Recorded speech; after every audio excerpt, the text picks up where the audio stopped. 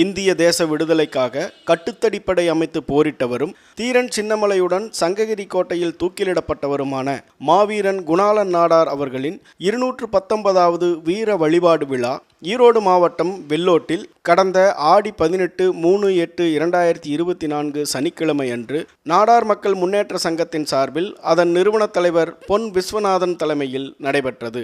விழாவில் மாண்புமிகு வீட்டு வசதி மற்றும் மதுவிலக்கு ஆயத்தீர்வைத்துறை அமைச்சர் திரு சு முத்துச்சாமி, ஈரோடு நாடாளுமன்ற உறுப்பினர் திரு கே.இ. பிரகாஷ், அந்தியூர் சட்டமன்ற தொகுதி உறுப்பினர் திரு ஏ.ஜி. வெங்கடாச்சலம், ஈரோடு மாநகராட்சி மேயர் திருமதி நாகரத்தினம், பாரதிய ஜனதா கட்சியின் மாநில தலைவர் திரு அண்ணாமலை, மாநில விவசாய அணி தலைவர் திரு ஜி.கே. நாகராஜ், முன்னாள் அமைச்சரும் கோபி சட்டமன்ற தொகுதி உறுப்பினருமான திரு செங்கோட்டையன், முன்னாள் அமைச்சர் திரு கே.வி. ராமலிங்கம், முன்னாள் நாடாளுமன்ற உறுப்பினர் திருமதி சத்யபாமா, முன்னாள் சட்டமன்ற உறுப்பினர் திரு தென்னரசு, பெருந்தலைவர் மக்கள் கட்சியின் மாநில தலைவர் திரு என்.ஆர். தனபாலன், காங்கிரஸ் கட்சியின் மாவட்ட தலைவர் திரு மக்கள் ராஜன், தமிழக வெற்றி கழகத்தின் மாவட்ட தலைவர் திரு பாலாஜி மற்றும் பல்வேறு அரசியல் கட்சியினரும் நிர்வாகிகளும் கலந்து கொண்டு மாவீரன் குணாளன் நாடார் அவர்களின் திருவுருவ படத்திற்கு மலர் தூவி மரியாதை செலுத்தினர். முன்னதாக நாடார் மக்கள் முன்னேற்ற சங்கத்தின் நிறுவன தலைவர் திரு பொன் விஸ்வநாதன் அவர்களை வரவேற்க வாகன பேரணி நடைபெற்றது.